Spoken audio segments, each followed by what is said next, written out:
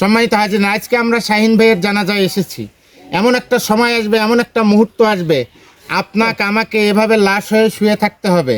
আমার জানাজা পড়ার জন্য মানুষ চলে আসবে। তার কারণে এই পৃথিবীর সবচেয়ে চিরন্তন এবং সত্য কথা হচ্ছে মৃত্যু। মৃত্যু আপনাকে আমাকে বরণ করতেই হবে। এবং এই মৃত্যুটা কে কখন বরণ করব, কখন মারা যাব, এটা এমনকি মালাকুল মউত ফেরেশতাও জানেন না। এটা একমাত্র কে জানেন? আল্লাহ রাব্বুল আলামিন পবিত্র কোরআন 3 নম্বর সূরা আল ইমরান 145 নম্বর আয়াতে বলছেন, ওমা কানা লিনাফসিন আন তামুতা ইল্লা বিইজনিল্লাহ। কোন আত্মার এই ক্ষমতা নাই যে মৃত্যুবরণ করতে পারে কার হুকুম ছাড়া? আল্লাহর হুকুম ছাড়া কোনো আত্মা মৃত্যুবরণ করতে পারে না, কোনো ব্যক্তি মৃত্যুবরণ করতে পারে না। আজকে আল্লাহর হুকুমে আমাদের শাহিন ভাই সুস্থ মানুষ, একসঙ্গে অনেকদিন নামাজ পড়েছি, বাজার গেছি, চাটা খাইছি, আজকে লাশ হয়ে তিনি শুয়ে আছেন। আমাদেরও এই সময় আসবে। তাই আসুন মৃত্যুর জন্য, পরকালীন জিন্দেগির জন্য আমরা আমল করি। আল্লাহর নবী বলেছেন, আল কাইয়িসু মান দানা নাফসাহু ওয়া আমিলা লিমা বাদাল মাউত। তোমাদের মাঝে সবচেয়ে বুদ্ধিমান সেই ব্যক্তি যে ব্যক্তি মনের চাওয়া পাওয়া, মনের কুপ্রবৃত্তিকে নিয়ন্ত্রণ করে মৃত্যুর পরবর্তী জিন্দেগির জন্য আমল করতে পারে। এই ব্যক্তি হচ্ছে সবচেয়ে চালু ব্যক্তি। তাই আসুন আমরা মৃত্যুর পরবর্তী জিন্দেগির জন্য আমল করি। মহান আল্লাহ রাব্বুল আলামিন আমাদের সে তৌফিক দান করুন বলি আমিন।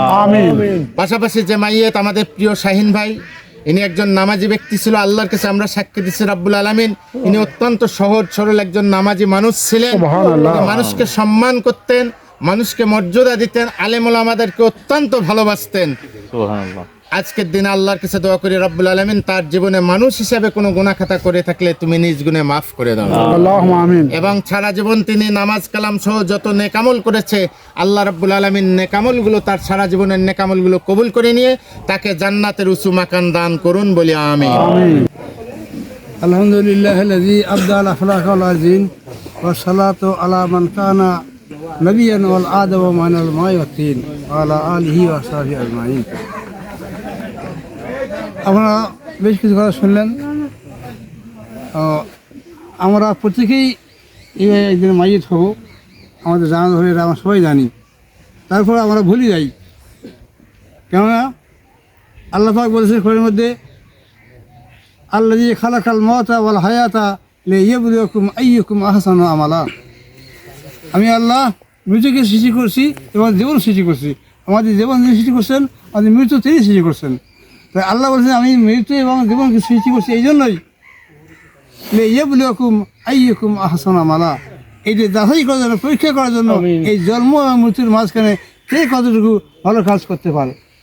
কাজেই আমাদের স্মরণ রাখতে হবে, আমাদের সবসময় প্রতি মুহূর্তেই খেয়াল রাখতে হবে আমার মৃত্যু আছে, আর মৃত্যুর পরবর্তী জীবনের জন্য আমাকে কিছু করতে হবে। এই কথা আমাদের স্মরণ রাখতে হবে। সবসময় চলতে ফিরতে, কাজে কর্মে, মাঠে ঘাটে, অফিস আদালতে, যেখানে যাই না কেন এই কথাটা স্মরণ রাখতে হবে। কেননা কিন্তু দেখা যায় আমরা অনেক সময় ভুলে যাই। আমরা যদি এটা জানতাম আমার মৃত্যু হবে এবং মৃত্যু কখন হবে এটা আমাদের জানা নেই। এই কথা বলেছি, এই মৃত্যু হতে পারে, এটা যদি বিশ্বাস থাকতো আমাদের, তাহলে ওই লোকের দ্বারা কোনোদিনও কোনো খারাপ কাজ হতে পারে না। সে কোনো যেন শরীরের বিরোধী কোনো কাজ করতে পারে না, সে মৃত্যুকে স্মরণ রাখতো। কিন্তু আমরা অহরহ হয়ে যাচ্ছি, তারপরে আমরা ওই সময় ভুলে যাই। যাক, আল্লাহ আমাদের সবাইকে তৌফিক দেয়, আমরা মৃত্যুকে স্মরণ রাখি, চলতে পারি এবং মৃত্যু পরবর্তী জীবনের আমল করে আমার দুনিয়া থেকে গাইড করি। আল্লাহ আমিন, আল্লাহুম্মা আমিন।